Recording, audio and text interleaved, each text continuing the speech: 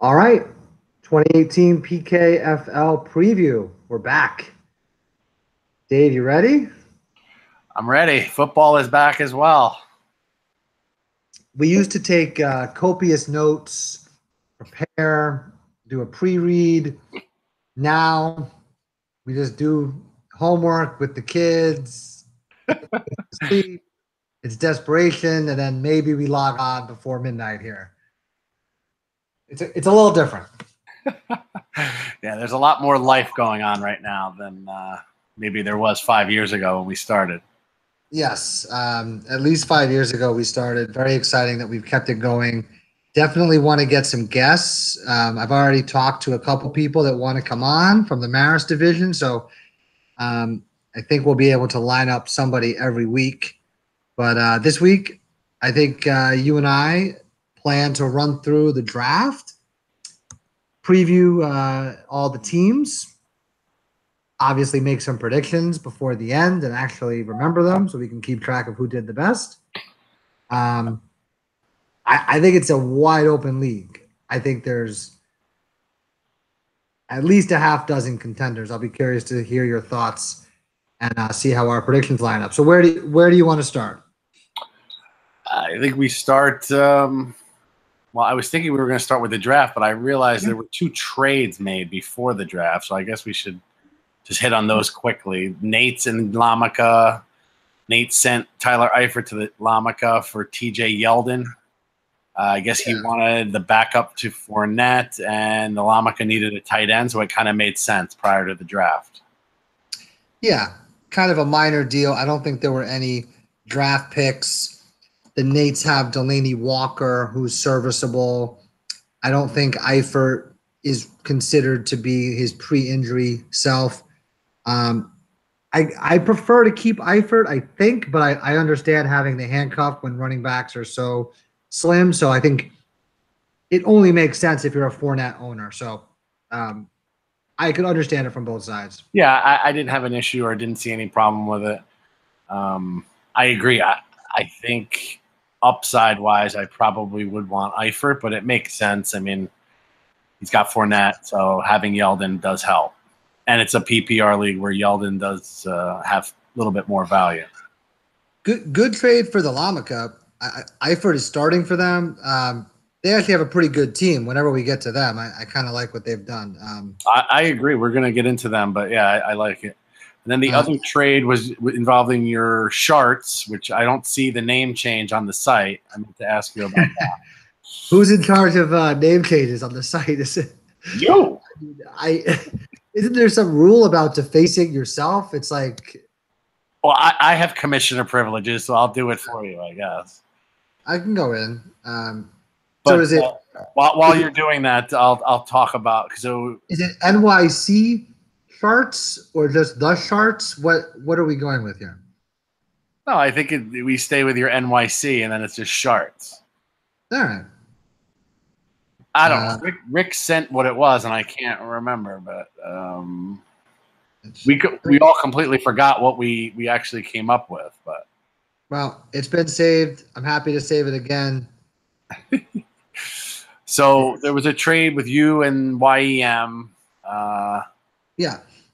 You it was a small trade to them for Willie Snead, which at first when I saw the trade come through, I'm like, what the hell is this? And then there were picks involved. So just maybe explain the picks and what happened there. Yeah, basically we just traded first-round picks where YEM got my first-round pick this year, number 12, that I had previously acquired from Jazzhole, the champion, so pick 12.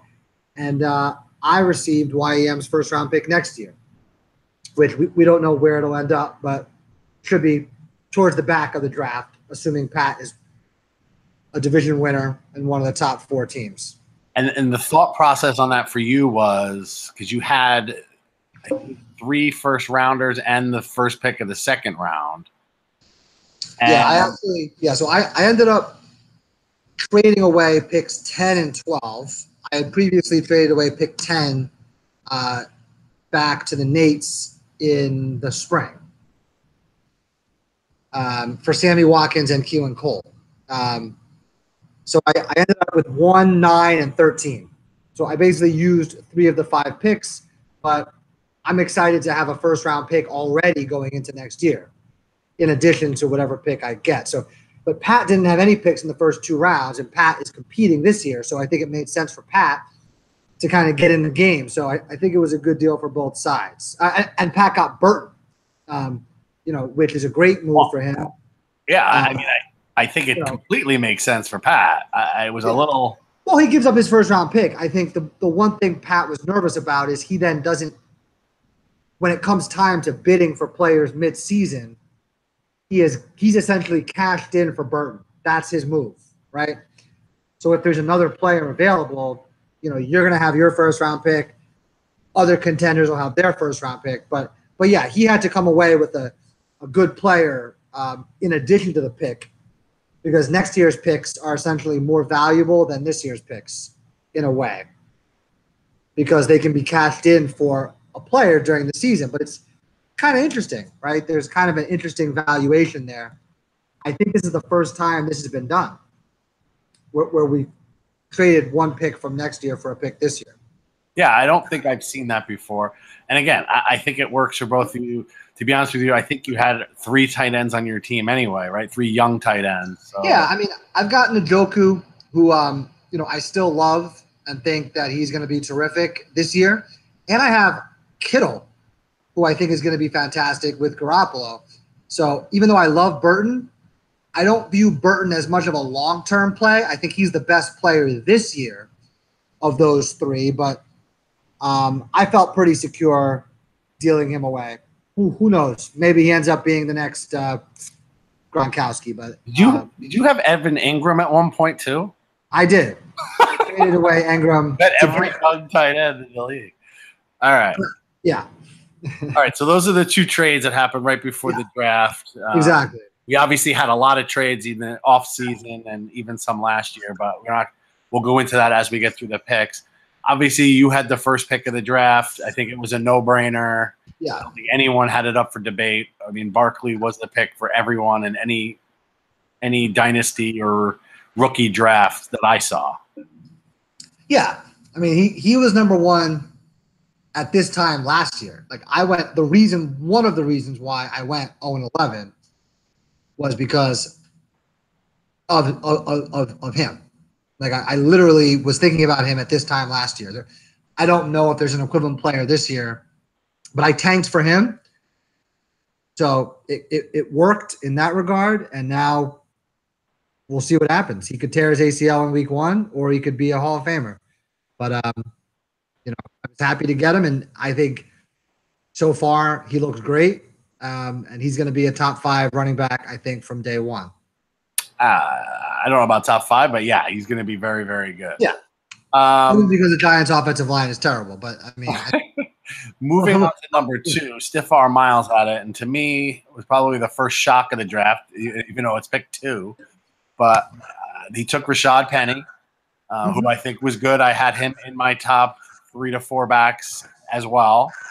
But in my head, Royce Freeman, with Geis injury, I had Royce Freeman as the clear number 2 on my board. So I was a little surprised that he went Penny over Freeman. What were your thoughts? I agree. I had Freeman number 2. I think the situation for Freeman is excellent, but hard to argue with Penny, because in a pure NFL draft standpoint, Penny was the number 2 running back taken. So if you're putting credence in the experts that do it for a living, they valued Penny higher than Freeman. I think the only problem with Penny is just the competition for snaps. I guess he's going to emerge as the number 1, but I don't. Chris Carson is not going away, so I mean, are they sharing time? I mean, I guess it doesn't really matter if you're stiff arm. You don't need a running back from day 1, but it just seems like Freeman's path to number 1 is a little quicker. So I think if it's a toss-up, I would give a slight nod to Freeman. But I think Penny was number 3. Do you agree with that? With Geis out, yeah. I had Penny at 3. Yeah, because like Sony Michel, who I loved, watching some of the bowl games, seeing how explosive he was at Georgia. Like I had him number 2 in my head kind of all off season, but this the Patriots thing and just I don't love the fit. So he kind of fell for me. And then Geese got hurt. And who was the other? And then I guess Nick Chubb, was the other guy who was ranked highly throughout the college season. But I think oddly it came down to Penny and Freeman, with that injury that you mentioned. Yeah. So since we're talking about Freeman, we can go into Satan's pick at number 3, and I think he made a good one there with Royce Freeman. Yeah, very happy for Rick. I think he's actually been kind of too good to get the running back that he needed. So I'm kind of happy for him that he kind of accidentally tanked and got someone who I think is going to be really good. He's obviously the starter. I don't know how good Denver is, so it could be an up and down year. But again, if you're Rick, you don't want to be good this year, right? You probably want one more year to get a good draft pick. So I think Freeman is an outstanding dynasty asset. Yeah, absolutely. I'm in complete agreement there. I see big things from Freeman this year. So now, what is the wrap on Freeman? And what one thing for Penny as well, pass catching backs. Guys who can play on third down. I don't have a good understanding of Freeman. What is your take in terms of is he going to be a PPR asset, or is he more of a first and second down yardage back?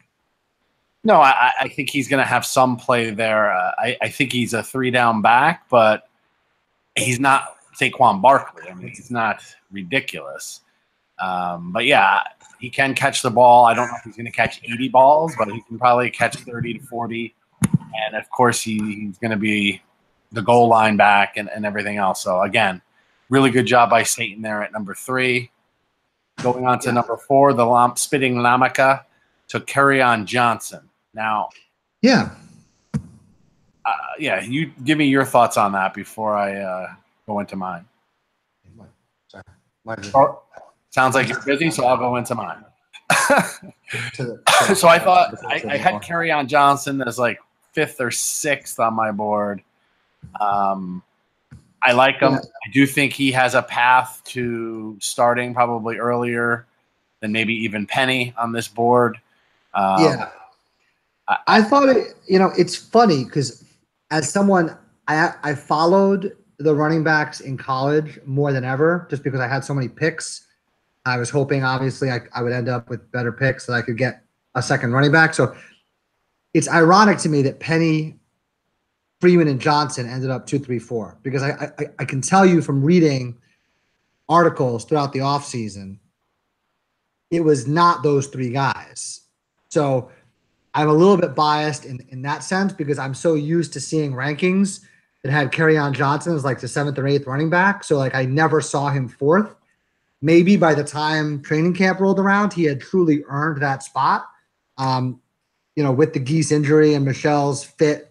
But I'm not sure he was the 4th running back. Time will tell. But I did like him at Auburn. He's a tall running back, like runs really upright. Impressive just from a pure scouting standpoint. So it's hard to like nitpick. It's just a little bit surprising that he ended up being the 4th best player on the board. Yeah, I was a little shocked. You brought up pass catching. I don't think he's known for catching the ball, so I think that's why he was probably in my ranking, like you said, 6, 7, 8 in that range. Again, he could prove us wrong. He did look pretty decent when I saw him in some of the preseason games. So we'll see pretty soon. He does have the opportunity. And he has an opportunity. So, all right. So let's go to 5 with the Nates. They took Sony. Is it Michael? Michelle? Sony Michelle, right? I pronounced them all wrong. I assume Michelle. I say Grease and Michelle. It's fine. I mean, I obviously read about these players. I don't hear about these players. Yeah, I think it's Sonny Michelle. Michelle. I'll go with Michelle. Look, I love Michelle. As a player, I just hate the fit. He's never going to be a great fantasy player on the Patriots. He's just not going to be. He needs to go on a different team. It's sad. The only I agree with you. In today's Patriots, he's got an issue with how they play. But I don't know how much longer does Brady really have? Because when Brady's out, they're not going to be running that same offense. They're going to probably have someone that is going to need to dump it off to the back. And you know what I mean? They're not going to have the greatest of all time at their quarterback that doesn't need to dump it off unless it's part of the playbook or the play plan for that week. And you're right. Right now, Patriots, it's usually a crapshoot. Who are they going to give the ball to? First of all, he's hurt, right? I mean, that doesn't help as well. I forget what he has. No, exactly. I think by the time our draft had happened, he had already kind of had some nicks. So when you add that with the Patriots thing, who have no patience for that, you know, Bill Belichick doesn't care about your draft pedigree. Like, I just, for me, it was just a fade, a stay away, whatever term you want to use. I don't care. I mean, he would have had to fall to number 9 for me to consider him. You have to take him there. But at the 5th pick, I'm looking at Nate's. I'm not being critical. I mean, because I like their team. They have Fournette and Gurley right now. Of all the teams, would you consider this to be a possible wide receiver slot at number 5, where you actually take a wide receiver that can help now? You know, I mean, I guess they want to running back. I don't know who they're like. We're going to get into Ridley in the next pick, but I don't know if there is a rookie receiver that becomes a help now guy. And the Nates are definitely. Yeah, I guess you're right. Did their rebuilding? They're ready to win now. I mean, we're going to get. Yeah, they were a funny fit. Sorry, go ahead. No, so I mean, I was going to talk about it on the next pick anyway, but early part of the drafts for me, rookie drafts, is you got to get the backs, and then you worry about your receiver later. Like, so we can go into JR. I totally understand. The next pick with JR, he went with Ridley, and to me that was the second surprise. And to me, sitting there at number 8, I was very happy because now I knew I was getting Jones, Geis, or Chubb on my team. I was going to be able to get one of them. So it made me. I don't think Ridley was the pick. So I think the thing about the Nates, just quickly before we move on to JR, they are an odd team with the 5th pick, probably the best team that we've had picking in the top 5. You know, they kind of had bad luck last year, but I think they had like the 5th most points in the whole league. They were in an odd spot of being a contender, picking 5th. I guess there wasn't a perfect player there. Maybe I would have considered trading the pick if I were them. Michelle is not. He's not going to help you this year. I think they needed someone this year with that asset. Ridley is not a this year player either. So I hear you on JR. I guess he feels good. He's got Dalvin Cook and a jockey along with Cohen. So he felt like he wanted a wide receiver. I don't hate the pick of Ridley, but maybe as we talk about the other running backs that were taken, we can compare them to Ridley and see who we would have taken over Ridley. Because I don't think you could just say running back at all costs, right? I mean, isn't there a point when the running back pool becomes so thin that the wide receiver becomes undervalued when you're talking about getting your first pick of the wide receiver? Yeah, I mean, you're right. They are in a weird spot, and I can't find the text, but he texted me right after, like during the draft, that he was extremely happy. I'm sure when we have him on, he'll be able to talk more, but he was very happy to get Michelle at this pick. Like, I don't think he thought Michelle would fall the way he thought of it to this. No, and I agree. Like, that's the funny thing. If you're looking at, like, it depends on how up to date you were with the rankings. If you did the rankings on March 1st, before the NFL draft, Michelle is ranked 2 or 3 at the lowest. But I just felt like going to the Patriots and then getting hurt, will talent win out? Maybe. So maybe he just takes the talent and just hopes for the best. But Brady's got 2 more years at least. I think he's going to be waiting a long time for this asset to cash in. We'll Yeah, see. I mean, We'll see. That's the beauty of it. We'll see it. I mean, let's not forget, Dion Lewis had a really, really good year last year in New England. Yeah. I think James White had a really good year the year before that, kind of in this role that Michelle is supposed to fit into. So, Right. I won't. No, I mean, they have Burkhead. Burkhead. They like.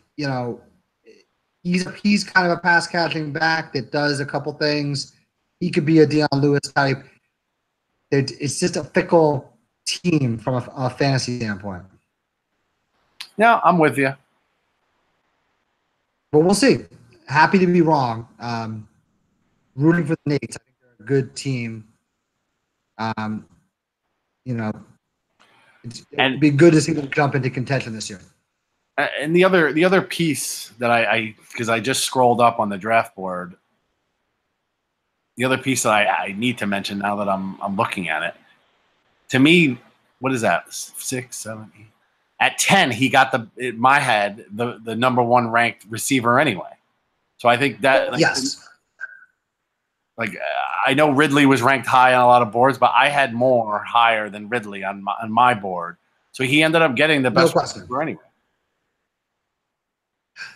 Agreed. So if we're talking about JR's pick of Ridley, I like Ridley. I think he's not going to be a factor this year, at least based on his current role. I think he's going to be excellent going forward. But yeah, I think the Nates at number 10 ended up with the best receiver. And I think he's also the best receiver this year. So you're absolutely right about that. Yeah, and again, receivers usually don't contribute that much in the first year, but I think he's got some serious talent. I don't have an issue with the pick. I wouldn't have done it myself, but I can't really argue against the pick itself.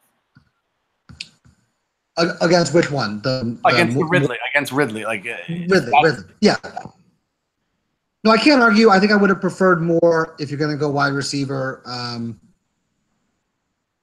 But really is super talented and was not much lower than 6th, 7th, or 8th on many people's draft boards. So he is known as the best route runner coming out of the draft. He does have, well, I don't want to say he's a better quarterback, but I like Matt Ryan passing to me more than Cam Newton, to be honest with you. Yeah, I think there's a chance he settles in as like a Julian Edelman type, like just a consistent, solid player opposite Julio Jones. It could happen later this year. It's certainly possible. And I don't think Jones is signed past this year, to be honest with you. If I remember reading an article, I think Jones actually might be on the last year of his deal. Interesting. I don't know. Do you view Ridley as a number 1, or is it almost better for him to have Jones when he can play off of him?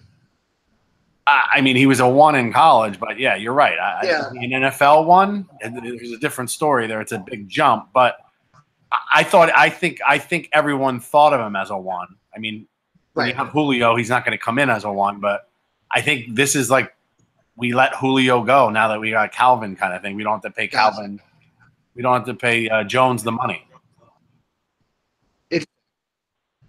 We'll have to see how that plays out. Yeah. All right. After Ridley. Yeah, we got the Jugs at number 7, took Ronald Jones. Jones was another guy I think you could probably remember in your articles. He was probably in the top 3 or 4 most of the around draft time and even after the draft, but he had a bad camp, I guess, and then he got hurt. I like the pick. I think I'm pretty high on him. I don't think Peyton Barber is the stud running back. I think if Jones gets back healthy and shows something, I think he can take over that job midway through the season. So, what are your thoughts on Jones? I do not love Jones. He caught like 6 passes or something in his senior year. He just does not catch passes. It's just not in his repertoire. That one I do know just off the top of my head.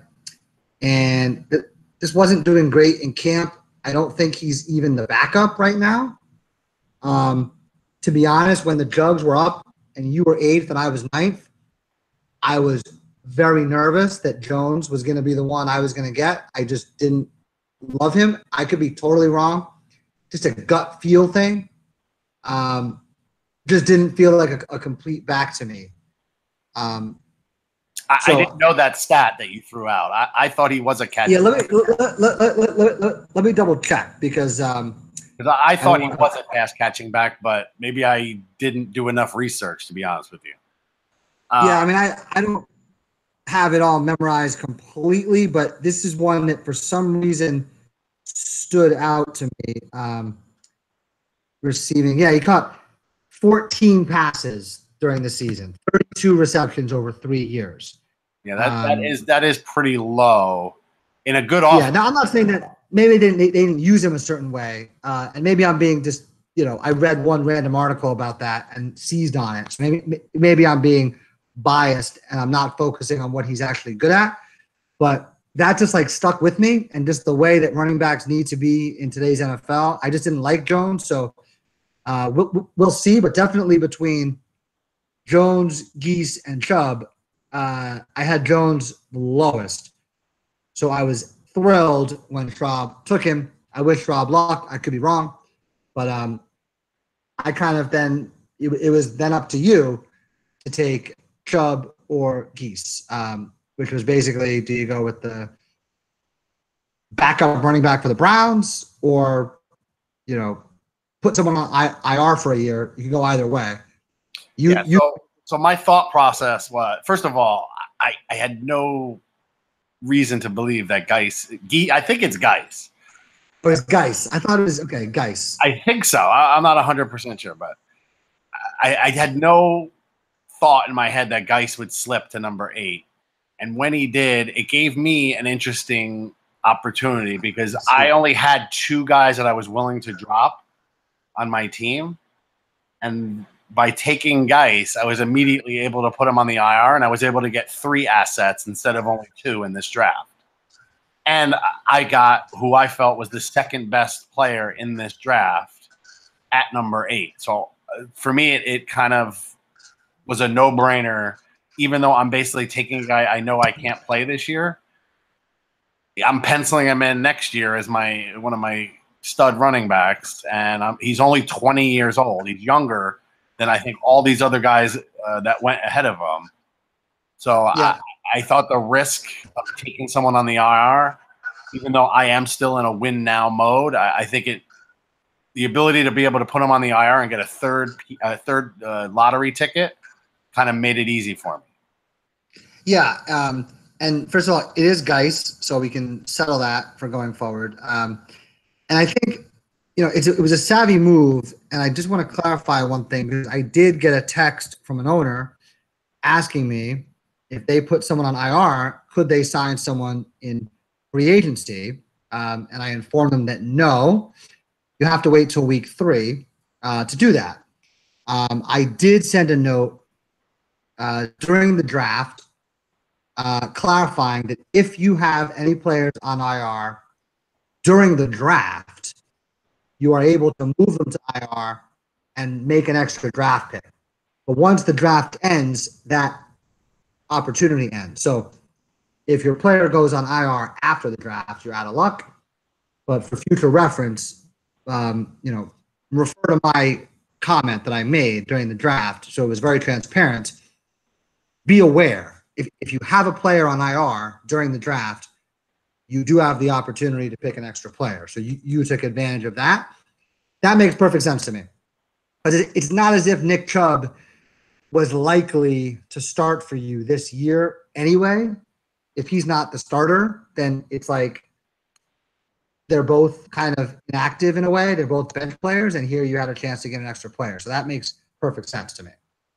Yeah, it really. I was thrilled to get him. It just made all the things fell in line. The extra player, so it just makes sense. Now, to your point, I had to pass on Chubb, who you got at number 9, who I think is a great player, like you said. In a lot of articles that I read preseason, he was definitely top 4 probably, at worst probably Yeah. fifth guy that I saw in ranks. Really good pedigree. It wasn't a no-brainer. I mean, I did think about Chubb for a little bit. I thought that is who I was going to get. Once I saw the draft unfolding, I figured, to be honest with you, I thought the Nates were going to take Geis. And when they didn't, and then it kind of fell, I was like, okay, I guess I'm going to get him. But Chubb, I think, is a great player. I think by midseason we can see him as I mean, who's ahead of him? It's Hyde. It's Carlos Hyde. So I mean, he's got a lot of tread on the right. I mean, he's been around for a while. He's one hit away from probably being done for his career.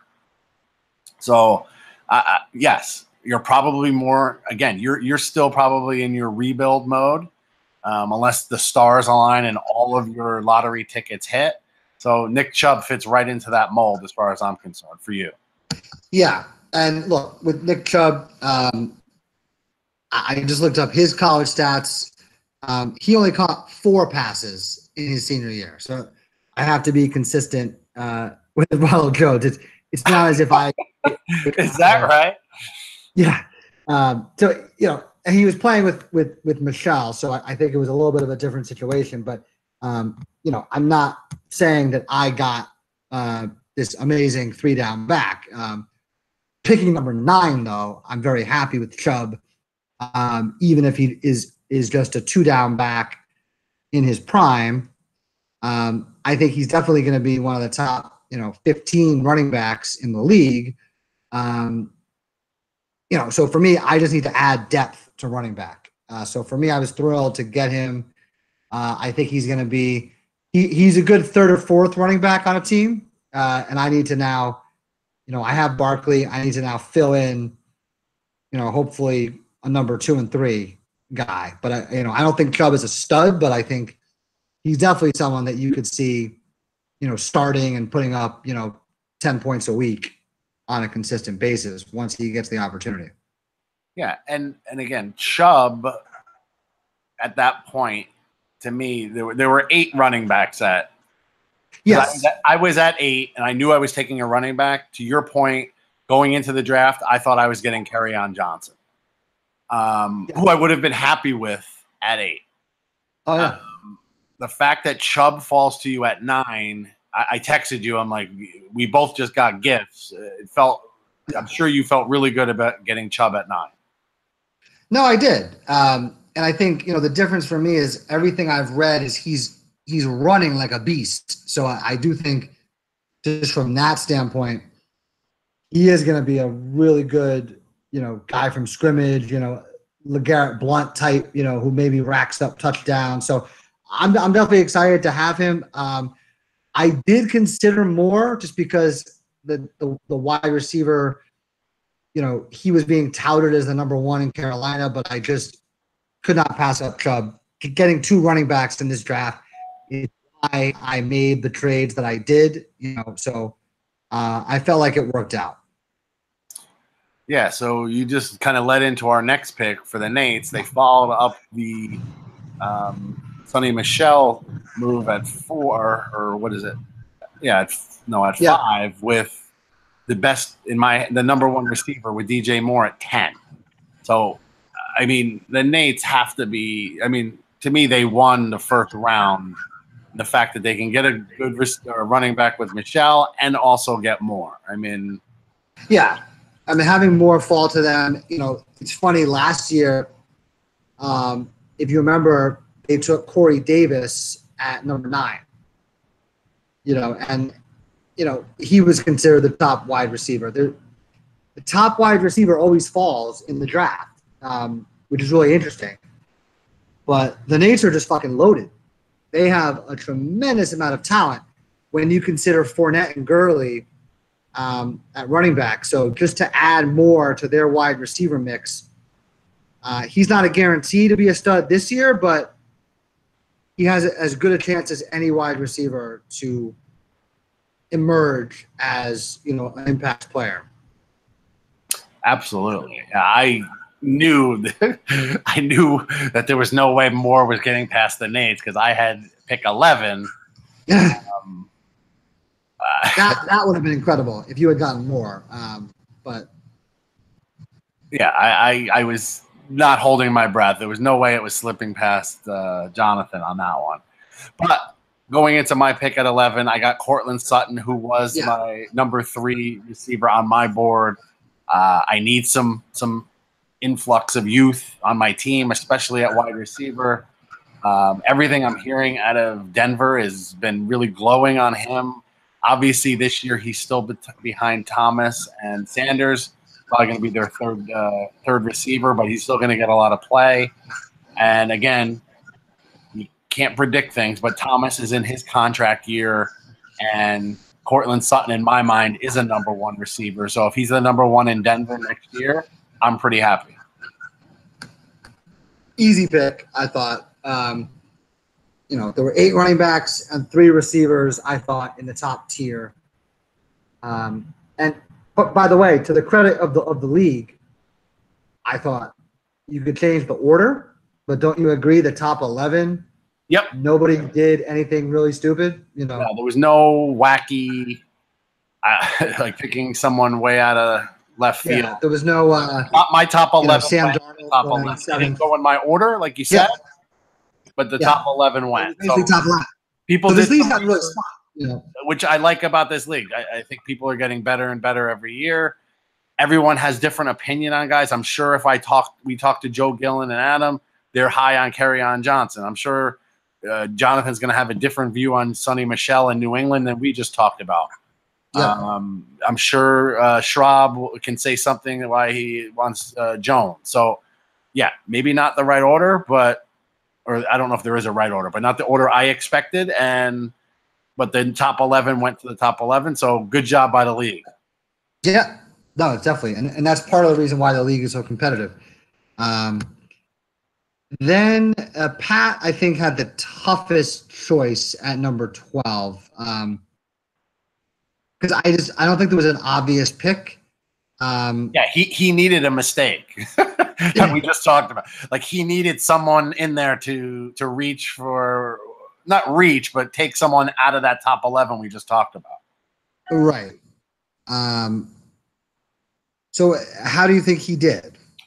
I like Hines. I actually had him as my next running back as well. It was between him and Wilkins, and it depends. Hines obviously is the pass catching back, so this is where it gets tricky because when you start looking at rankings and stuff, the half-point PPR that we have isn't as impactful, let's say, as a full-point PPR league. So does that hurt Hines? I'm not 100% sure. I didn't have an issue with the pick. It had to be Wilkins or Hines at that point. I don't have an issue with Hines. I think in hindsight, his drop is probably what he's more upset about. Had he kept Alfred Morris, he would have a starting running back after losing because he's the one that lost McKinnon. Yeah, that is a tough break. And we did the draft as late as we've done it. I mean, you can't predict these injuries. Right. It happened in practice. It didn't even happen in one of the preseason games. I guess, I don't know. I'm looking at his roster. It's a very deep roster. It's very hard to see, what he could have done differently. It's hard to have a backup for every single player that you have. So I don't know if there was really a way there. This is where it goes back to that trade. Did he need to make that trade? Did he have to have a pick here? If his roster is that deep. Well, I think the key for the trade for him, again, is Burton. I think that's the thing. If it was just that is true. I keep forgetting about Burton. He did get Burton as well. Yep. The key is Burton. You had to pay a tax. I had to pay a tax to get a pick next year. So I think for him, having, Jimmy Graham and Jordan Reed, Burton gives him, I think, a younger, more dynamic option there. He does have Ezekiel Elliott and Melvin Gordon, so I'm not feeling terrible for him that he doesn't have Alfred Morris. Yeah, you got two top 10 backs. Yeah, it's nice to have Alfred Morris, but are we sure? Alfred Morris, you still have Matt Breida there. I'm not sure it's going to be the worst thing in the world for Pat. He's going to have to work the wire, make a trade, but I don't think that's necessarily a death knell for him. Yeah, I agree. But now I'm looking at it. Why did he need Burton, though? I didn't realize he had Graham and Reed. Why did he need Burton? Well, I mean, do you feel confident in those guys? I think Graham is a top 5 tight end this year in everyone's rankings that I saw preseason, and Reed has probably top 5 upside if he actually stays on the field. So I mean, he needs Burton too. Now he's got potentially 3 top 10 tight ends, which I guess gives him trade leverage during the course of this year because there'll be injuries. I mean, I don't. Now that I'm looking, I didn't realize he had both Graham and Reed already.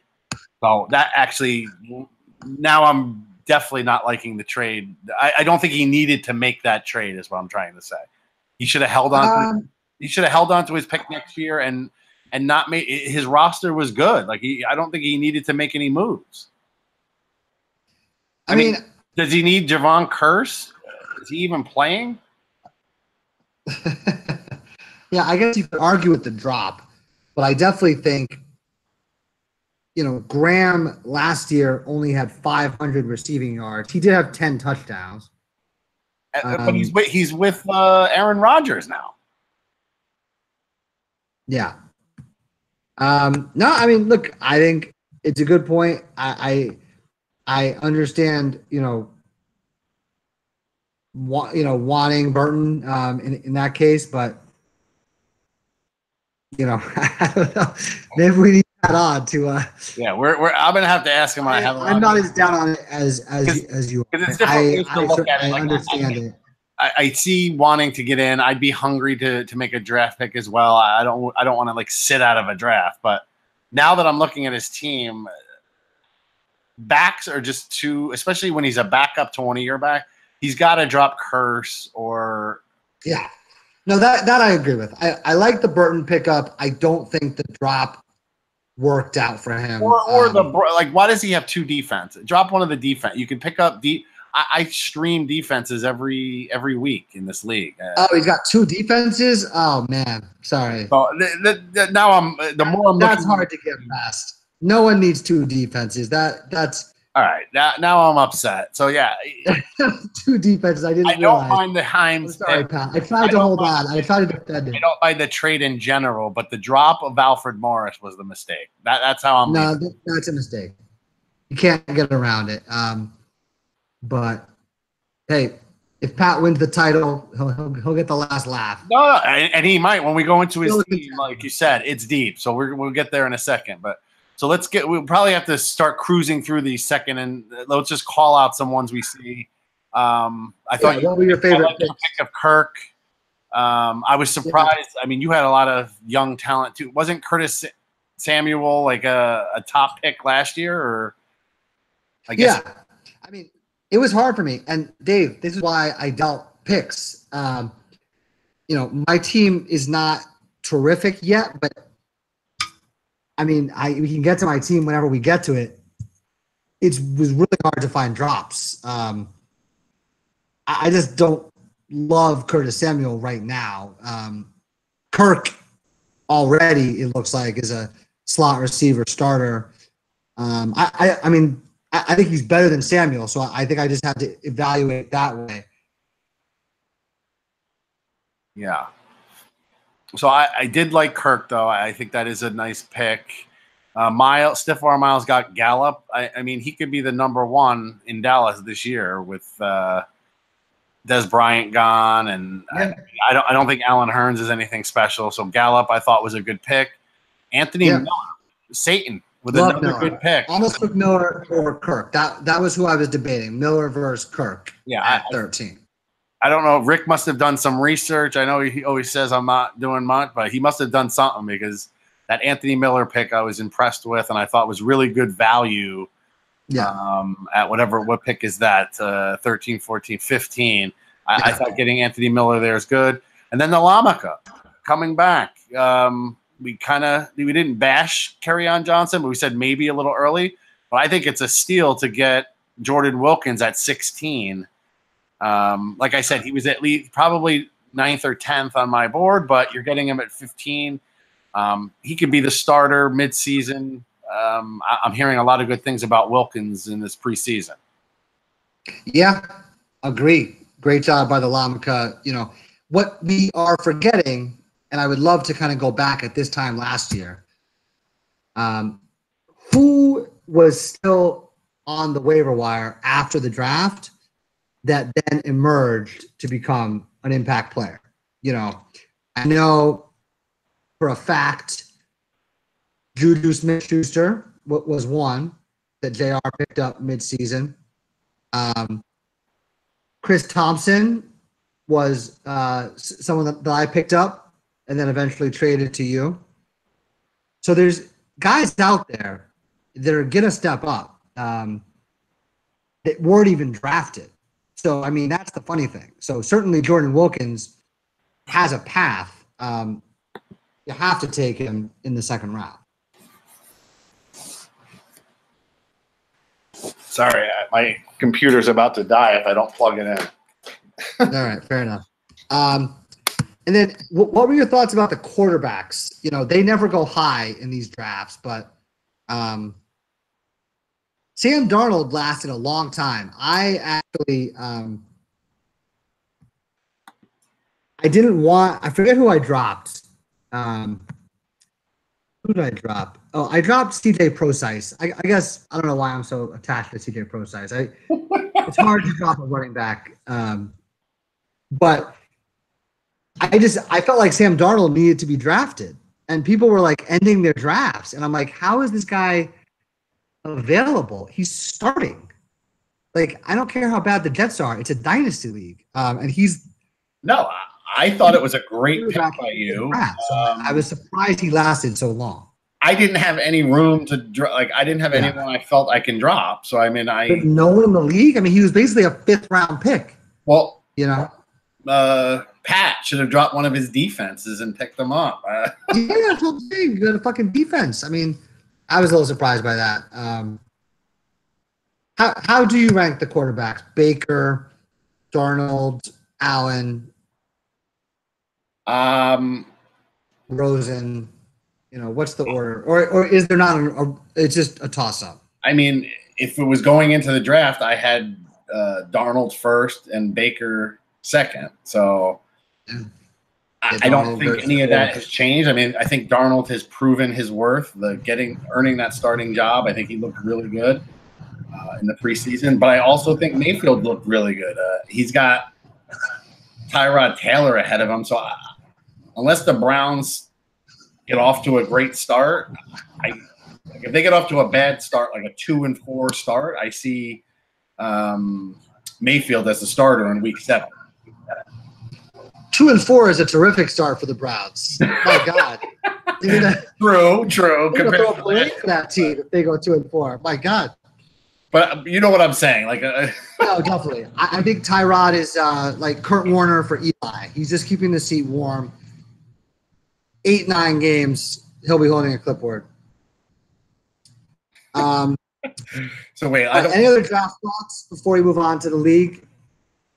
Well, I just wanted to see if I missed any players. There were a couple other notable picks. I was surprised Jassol took Gesicki, to be honest with you. I mean, I think Jassol gets excited during the draft. I mean, I think Jassol traded away his 2nd-round pick next year. I can't remember. A 2nd and a 3rd. I mean, he was aggressive. But to get Mike Gesicki, I mean, I think he's going to be good. But I think actually for Jassol's team, who's built to win now, I think Ricky Seals-Jones is probably a better asset this year, to be honest with you. I think he's going to have a good year. I was surprised that Seals-Jones was dropped. That's a good point. I was really surprised. Because I had Seals-Jones for a while last year as well, because I've owned every tight end in the world. You had 75 tight ends. I couldn't hold it, but I liked Seals Jones. I really did. I had Eric Ebron as well. I mean, How did you have anybody else on your roster? My God. I had Jimmy Graham. I traded Jimmy Graham to Pat. I think I had 5 tight ends at one point. I think I did bring that up on one of the podcasts at some point. Yeah. Nothing like a tight end that could break out. There's something about finding the tight end. There's so few good ones that if you have one that becomes the best player in the league. Catch lightning in a bottle and get the next Gronk, which, to be honest with you, Gesicki could be. He's got that size and athleticism. So Jasshole might be laughing at us a year from now. But so I looked at the draft tracker. The Jasshole did not end up trading a pick. I think they were offering to trade like a second and a third next year for a second this year. I'm surprised no one took them up on it. The only other trade that was made was a pick swap next year. I got the Nate second round pick and they got my third round pick. So that could end up being like a 2-pick difference. Yeah. So let's just quickly go through. JR got Baker Mayfield. I like that. Nate's got James Washington, who I think is a pretty good player, could be really good in Pittsburgh. The Stash finally got involved in the draft. I don't know what pick that is, but got Kalen Ballage. I kind of like him as well out in Miami. Good classic Stash pick. Just load up on running backs. Why not? Yeah, he's a pass-catching running back. He's got some size too, so I thought that was a good pick. Yeah. And then Miner took Pettis, who I had made sense to me. That's kind of where I had him ranked. Hayden Hurst, I think he was the first tight end drafted, so in the NFL draft. So I thought that was a good pick. And then the Nates with another good pick, getting the backup to Gurley with John Kelly, who also has a lot of talent. Very smart. They've got the backup to both of their studs. Just solid roster management there. So then Stash picked up Peterson, who, to be honest with you, I dropped earlier than I should have. I didn't know if he was going to play. I don't know if I had room on my roster for him anyway, but again, he's another running back. I'm sure he'll be in his flex spot a few weeks this season. JR getting Eli Manning, I don't know about that, if that made sense. Stiff Arm, Josh Rosen. Actually, Stiff Arm took Josh Rosen before both Lamar Jackson and Darnold. That was shocking to me, actually. I did want to hit on that. No, I like Rosen. I like Rosen a lot. I mean, well, I don't have a major issue with that. I mean, I was much higher on Lamar Jackson, not real football, but fantasy football. I love the quarterbacks that can run it in and break off a 60-yard run, which not many guys except like Cam Newton and Vic can do. I just see talent there, so I was happy to get him later in the draft. Yeah, that's fair. And then who else? Miner did. We just complimented Nate's on getting Chase Edmonds to back up David Johnson. I picked up another lottery ticket. There's the third Pete, the guy I wouldn't be able to get. So maybe Mark Walton will turn into something there. He won't. Don't worry. See. Then you got Darnold. Not much else. So. And then we had the move today that Cody had to replace his kicker with the Schwab rule. Yeah. Just to remind everyone, if your kicker gets released or hurt, you are allowed to replace the kicker. That's the only position. If it's a tight end, that's your fault. You need to have 2 tight ends. A kicker, we can't expect people to hold 2 kickers. So it's the one spot we can substitute in the first 3 weeks. All right, let's get into the teams real quick so we can wrap this up. Let's start with the reigning champ. I think that's the best place to start. So we talked about I was trying to make a trade with Cody the whole draft because I knew Wentz wasn't going to play at least the first week. And I'm like, who are you going to start in week 2? Flacco? And he's like, yeah, I beat you in the championship Pork Rind Classic with him last year. So he held true to that, and he did take Flacco. But obviously when Wentz is back, Flacco's on the bench. And then let's look through the team. I mean, Kareem Hunt, we know is a stud. Dion Lewis is pretty good and has extra value in our half-point PPR. Then we got his receivers, which are really good. Thomas and Evans, I'm expecting a bounce back this year. I assume you are as well. Well, the issue for me with Evans is the Jameis situation. Well, he's only out 3 games, and he's still going to be the target. Whoever, what's his name, Fitzpatrick, can still get the ball out there, and he's gonna look to Mike Evans. The thing about Evans, he did not have as good a year last year as the year before. He went from. Well, that's why I said it. It would have. I'm expecting a bounce back.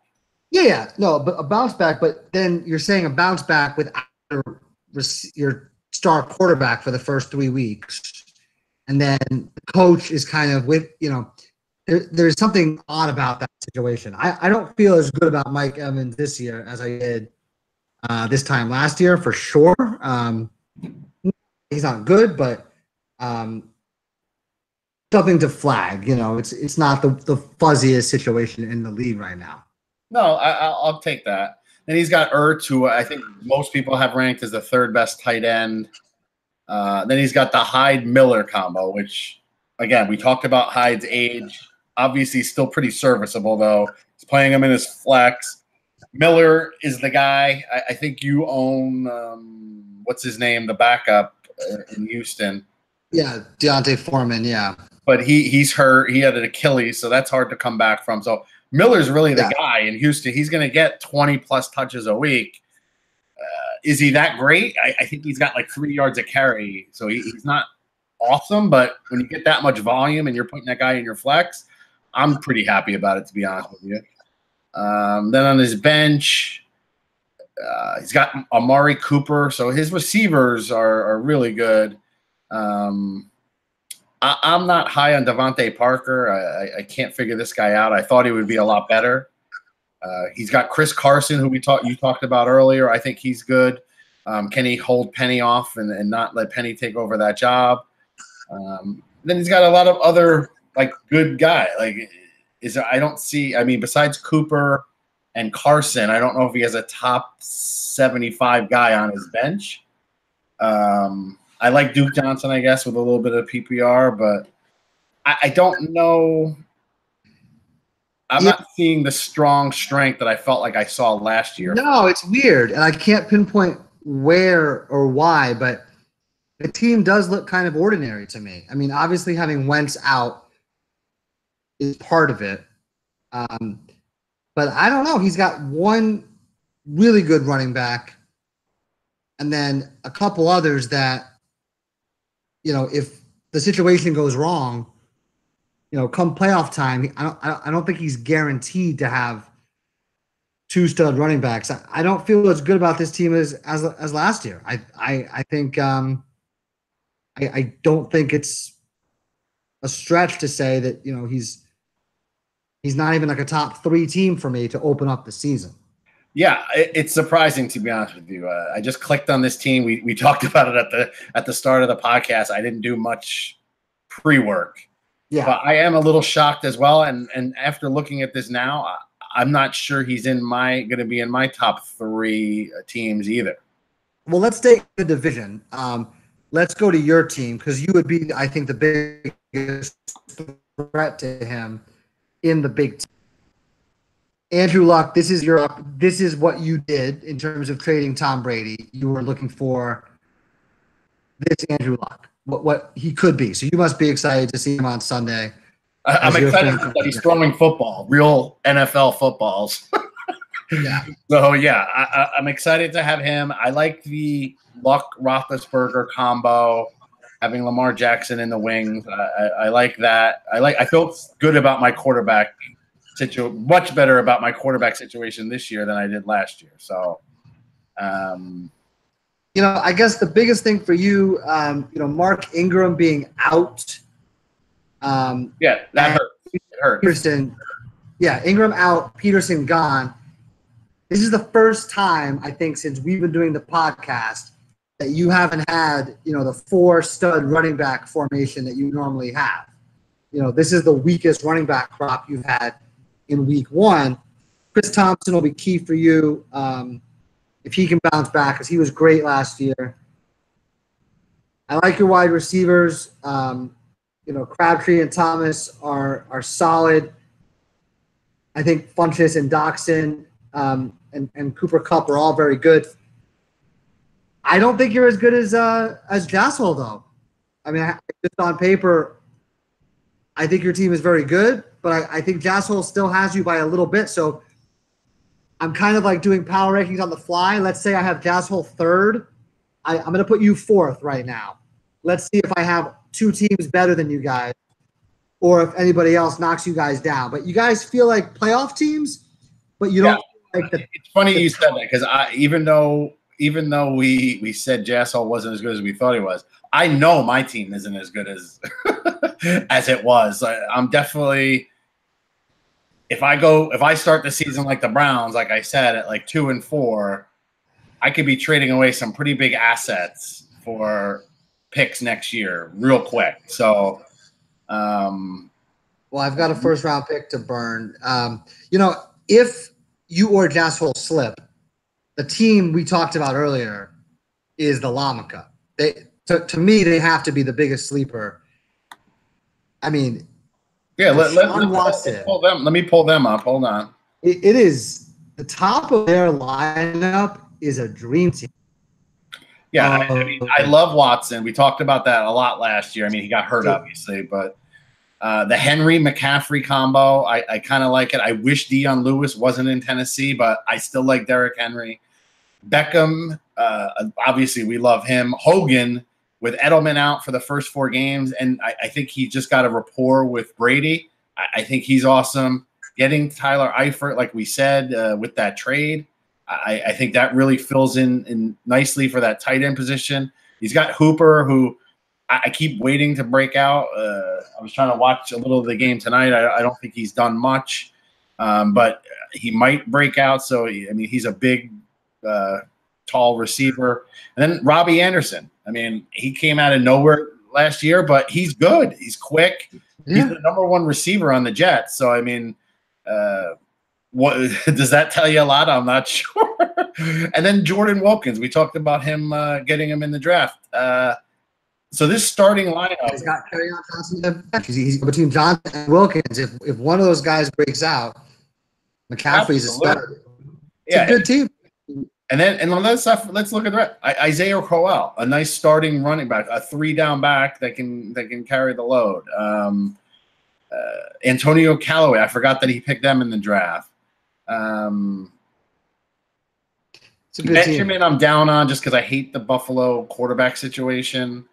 Aguilar, I kind of like. He's got some work to do, but in terms of week 1.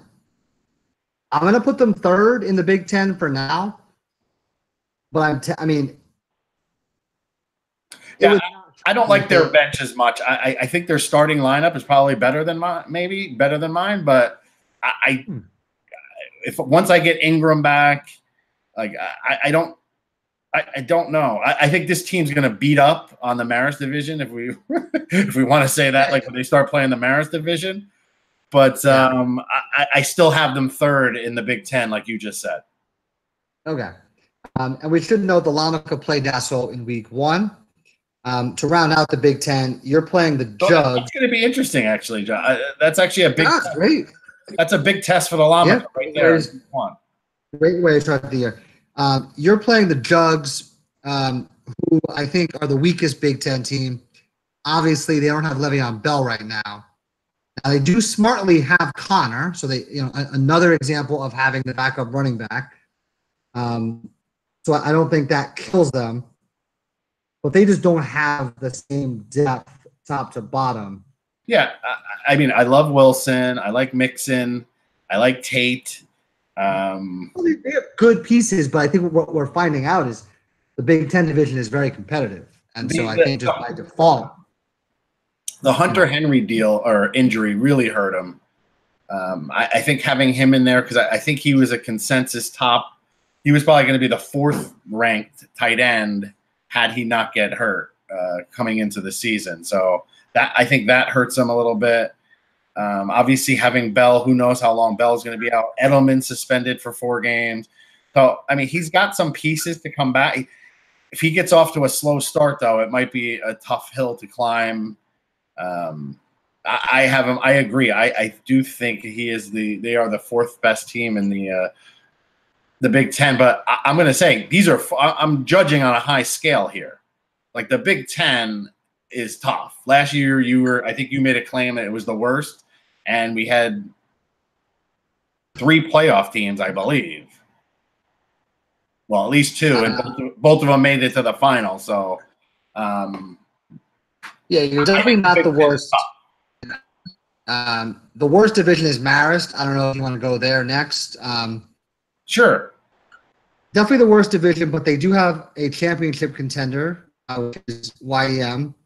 YEM, as good as ever to me. Starting lineup looks terrific. I mean, I don't know how much Fitzgerald has in the tank, but you have Fitzgerald, Hilton, Cooks, and Goodwin. Pretty awesome wide receiver core. Zeke and Gordon. Kirk Cousins has weapons to throw to. He's got Burton and Jimmy Graham to pick from at tight end. Always has depth issues, but I think starting lineup-wise, it's as good a team in the league. Yeah, I agree.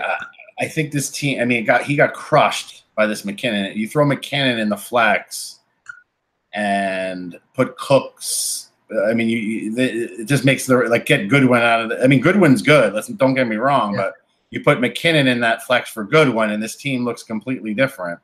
I think he's some waiver wire moves, and trading one of these damn 3 tight ends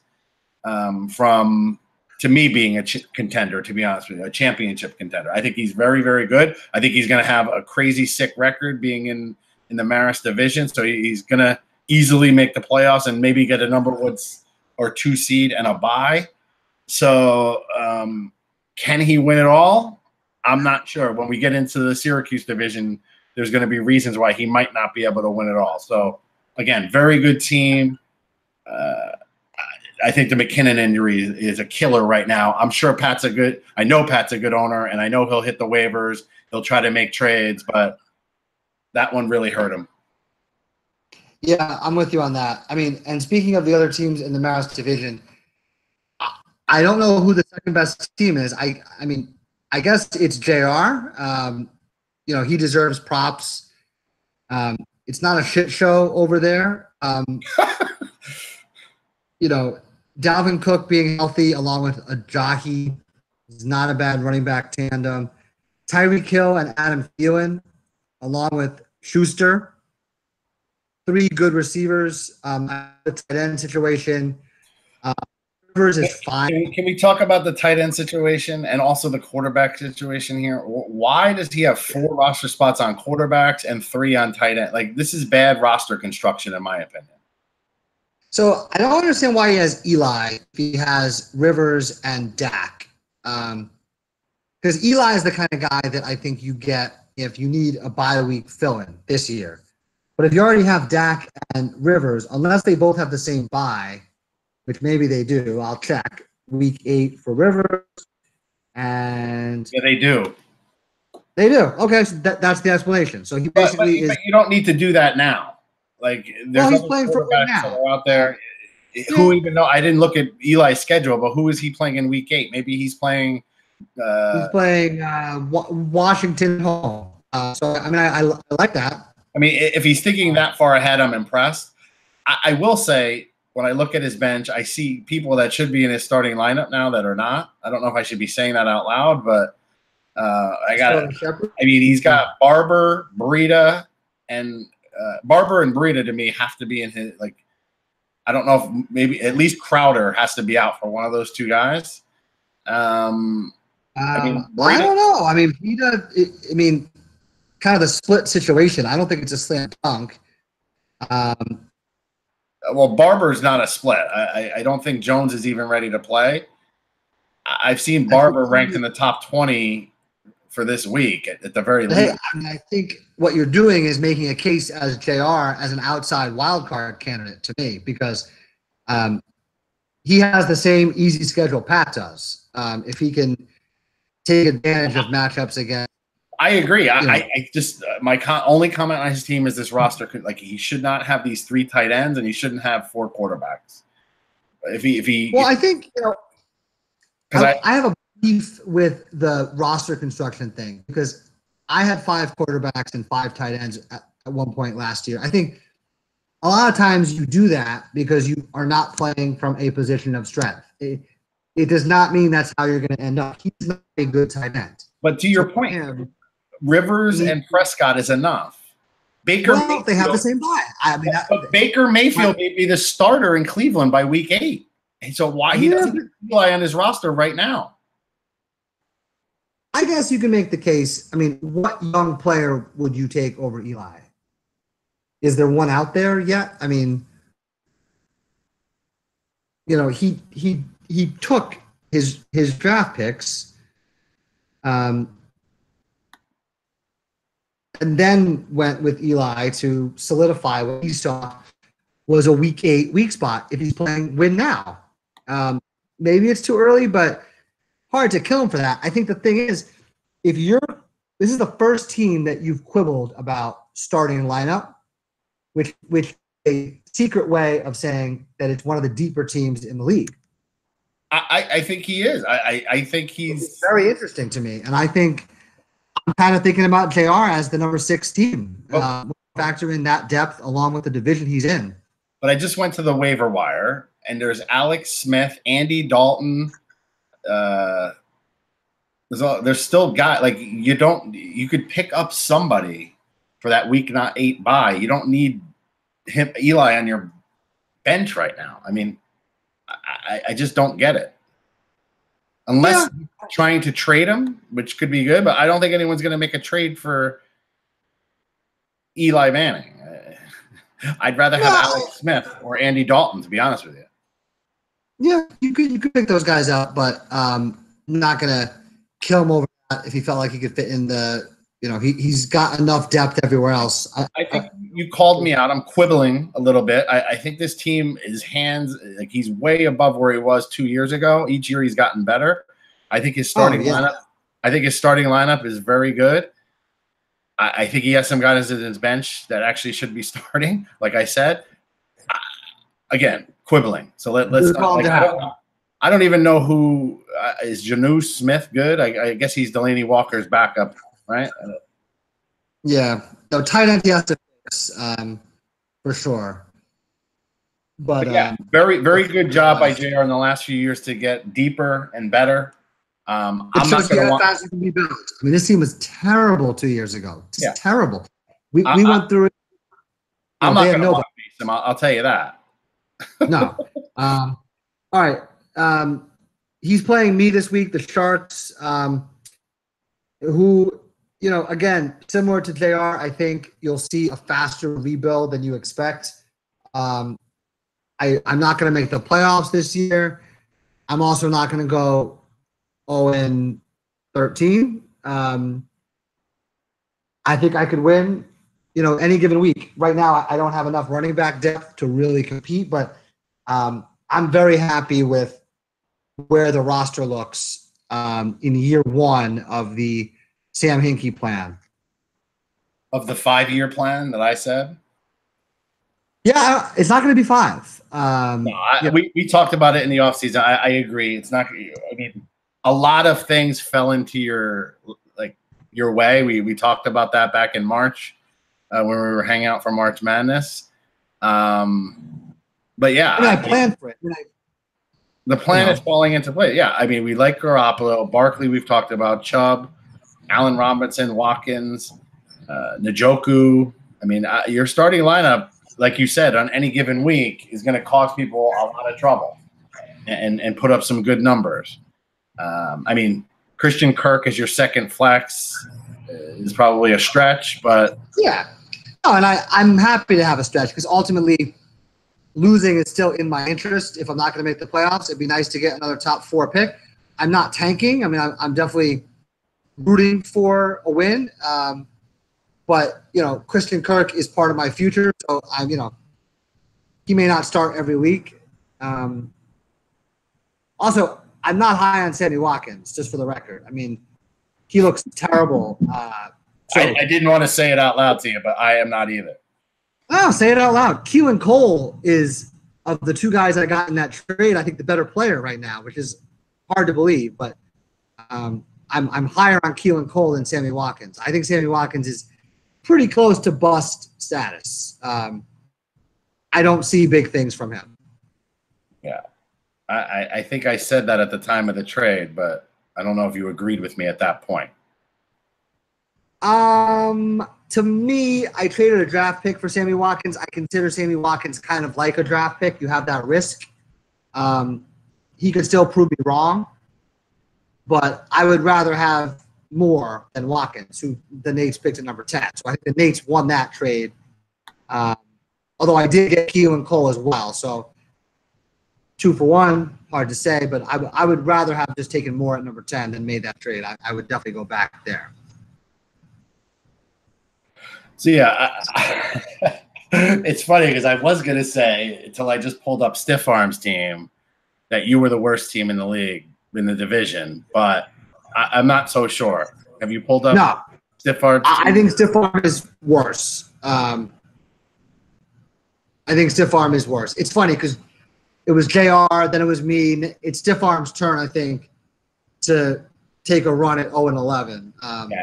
I think you're right. I think he's going to take one on the chin this year. I'm not seeing much. I like some of the young pieces. It's going to take time. Yeah. Like this is Devontae Adams. Penny and Gallup. This is Devontae Adams and a bunch of you know what for this year. I mean, no, actually, there's no. I'm trying to find guys that I love, and like I don't know how Chester Rogers is on his team. Well, you can see, in the future, he's got, Josh Rosen, Penny, Gallup, and OJ Howard at tight end. I mean, you could start to see, some anchors being played. Again, it can happen very quickly. 2 years ago with JR, there was one good player on his team, which ironically I think was Jay Ajayi. That's the funny thing about JR. If Ajayi had maintained his level from 2 years ago, JR might be like a championship contender right now. But I think for Matt, you just have to look at what I did last year is just, do you have 3 or 4 guys that can at least be anchors? And then you build around those guys. You get a good draft pick next year. Round 2, if you're a bad team, there's a good player available in round 2. You can get 2 good players every draft and rebuild fairly quickly. Yeah, again, he's got some good tight ends that maybe he could work some deals with that. He's got Rudolph, Howard, and Hurst now. Yeah. Yeah, I agree, but I think he's got work to do. I think we're saying pretty surely that JR is a playoff contender. The Sharks and the Stiff Arm are out.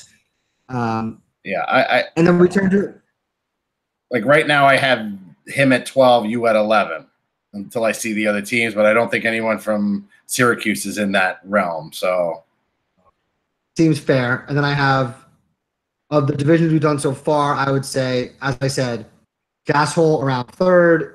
I think your team's around 4th. Lamka might be 5th so far, and JR 6th. Yeah, heading into Syracuse. You're probably being too kind to me, probably because I'm on the podcast. But I think as we go through, you're going to see. Well, let's see. Let's go to Syracuse. We're going to reshuffle the deck. So I left the top 2 spots open because I think Syracuse might have them.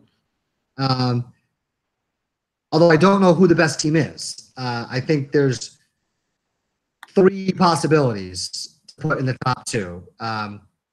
Yeah, I mean, to me, I have the team I think it is, and then to me, it's Minor. I think Minor is the team. Getting David Johnson back, which he did not have last year and was still awesome.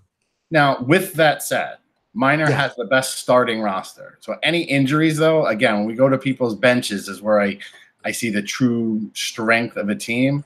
And I don't see a lot of bye week fill-ins or studs there on the bench. So, but when I look at that roster, that starting roster, the Kamara, Johnson combo, Keenan Allen and AJ Green, Evan Ingram, Tom Brady, and then he's got Coleman and Drake in his, but like that has to be able to match up pretty much with any team starting roster any week. But the depth, so maybe I was premature. I wasn't scrolling down before I said I was going to pick them to win the division. Maybe we have to get to the other teams. I'm not loving the bench. So who do you want to go to next? Well, no, but quickly though, I think the thing about bench is you have to look at the flex. So to me, Drake and Coleman are kind of like, I mean, they're backup running backs as well as flex. So they can fill in, and then you have guys like Will Fuller and Ted Ginn, Alan Hearns. Like, he's got bye-week fill-ins at flex. I don't think he's as worse off as you think. No, not worse. I'm just saying injury. If he hits the injury bug, which hits everybody, yeah, he's not going to be as strong as maybe when we get to other teams. I think they have better people that if they get an injury, they can just bump someone else up and maybe not miss a beat. Fair. So to me, the other team that honestly I think is a championship contender is the Graceful Nates. I think they can go from – I think last year they were unlucky. So them jumping from missing the playoffs to making the finals to me is not crazy at all. A lot of it rides on Cam.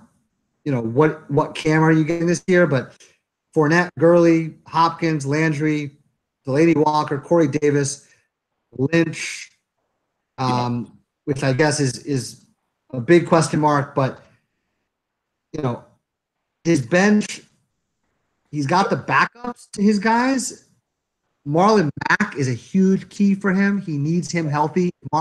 Marlon Mack is a perfect flex player. But Jeffrey and Gordon, though, those are too strong. They could be potentially great flex plays as the season or injury replacements as the season goes along. So what a balanced league. I think I'm going to – it'd be weird if I talk myself into Gasshole being number one again because I put him third as a placeholder. And now I'm like, I guess I have to put Mr. Minor ahead of him. I'm not sure I'm putting the Nates ahead of him. So maybe I'm going to revise it so far. I have Minor 1, Gasshole 2, Nates 3. And I think you're still 4. And then the next team on the list is the Stash, who I kind of have in that 4 or 5 range off the top of my head. Rogers back. Freeman is great. Collins solid. Julio, Diggs, Kelsey. Don't love the flex. Yeah, and I also, this is the weakest bench I've seen from the Stash and probably since we've been playing in this league. Right. Right? Yeah. I mean, usually, we've raved over the depth of Stash. I'm not seeing it here. No, it's a bench that was good 4 years ago. C.J. Anderson, Giovanni Bernard. Where the hell has he been? We talked about this. I don't even think Rod Smith is Ezekiel Elliott's backup anymore. I think it's that Scarborough kid. We talked about this last year. Like, what is he going to get from Kenneth Dixon? I think you hinged on Mack. I think Dixon's going to be a big key coming back from injury for Berto. Like, if he gets something from Dixon, that could be good. I mean, Latavius Murray, he needs an injury to Dalvin Cook to be good. Yeah, so this bench just isn't as good. And to be honest with you, like you said, the flex isn't as good. So I feel better about my team. I think I am ahead of Stash right now after looking through the roster here. Yeah, I think Stash will have to compete with, honestly, the Lamaka, JR. And then, honestly, looking at Satan, I'm not so sure. Let me pull up. Out. They, Breeze, Burkhead and Williams, Antonio Brown, Robert Woods, Olsen, Baldwin, Jones. It doesn't jump out at you, but it's a pretty solid team, and their bench is not bad. Yeah, I don't know if it's a playoff team, but I think they're like 7th or 8th. I think it's right in the pack. I don't like to give out advice, but Freeman has to go in his flex over Jones or Baldwin or like. To me, you got to have if you have a stud running back, a starting running back, they have to start in the flex. First of all, I don't even know if Baldwin's going to play this week. But yeah, this team, he's got Emmanuel Sanders on the bench. We talked about how we like Miller, Aaron Jones. So in case Jamal Williams either loses the job or gets hurt when he comes back from suspension, he's basically got the Green Bay backfield locked up. He's got Freeman's backup actually with Booker, so he's got he's playing the backup game there. But you can only do that so much because you have to fill out 2 running backs and 2 flex. So yeah, no, that's true. But he's good. He's not bad. Again, we talked about it. You talked about it right on the top of the show. There's a lot of parity. I mean, I think the 1, 2, and 3 is pretty set as the top. And then from 4 to 8 or 9 is pretty much it can go a lot of different ways, I think. Yeah. I'm not even sure 1, 2, 3 are set because if we're saying, I mean, we're just penciling in the Nates as, number 3. I mean, they were the 5th worst team last year by record. Yeah, so we talked about the bad luck there. I mean, yeah, but that's the thing is maybe the bad luck doesn't happen to them this year, but you just can't take it for granted. So I don't think you can pencil in anything really. I mean, I think any of the teams, Mr. Minor could be the bad luck team this year.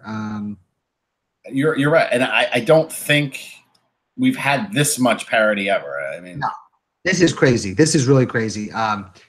Definitely, Matt and I are the 11th and 12th teams. Who is the 10th team? That's my question for you. Jugs? I think it might be the Jugs, especially with. And they're pretty good. Like that's still, if they get Le'Veon Bell back, pretty good. 9, 8, and 7 are playoff contenders. Like it's at least 9 deep, I think. I mean, in terms of who's going to miss the playoffs, whether it's Satan, JR. Yeah, I don't know if the Jugs are that. Like you're right. I don't know if I could write the Jugs. Like I don't know if they're the best team in this league. I mean, they're dealing with some crazy bad stuff right now with Bell out, Edelman out. I mean, yeah. Hunter Henry. I think you have to put them 10th right now, just because of how competitive the league is. I think they. Yeah, I agree, but they could, with good waiver moves and good luck at the start of the season, they're going to get these guys back at some point. So, yeah, but between, I mean, if you just run through Minor. YEM, we have not been including on this list, by the way, which is a big oversight. Oh, whoa! How did we miss that? Yeah, I just kind of. They're ahead of me. No, I think they're actually in the top 2. I think I would go, and not sure how I fucked that up, but. Pat's gonna be real happy when he hears this back. At least you caught yourself. I caught myself. Here at the hour and a half mark. No one's listening now, so that's fine. I would say Minor, YEM, Jaswell 3, Nate 4, Mahler's 5. I think the top 5 is pretty solid. Then my 6th is going to be between. It's got to be between Stash, Dayton, and Stash. Who was the other one? JR, Lamica, and Stash. So you're not putting Satan in that. I'm putting, I think, right below that. I think they get the number 9 spot. Yeah, I think that's 10. a good summary right there. And then the Jugs 10 right now, if we have it on paper and what we see and with the injury, I think they're 10. Yeah. And then you're 11, and then stiff on 12. I could see Satan and Jugs, though, making a run at 6, 7, and I could see JR ending up number 10. I mean, that could happen. I could see your team missing the playoffs with the wrong luck. Oh my God! Absolutely. So it's like wide open. But yeah, Pat deserves due for sure. That was a big oversight. I'm not sure how I was not mentioning his team in those rankings. All right. I think we hit on everything. Yeah. Yeah, great stuff.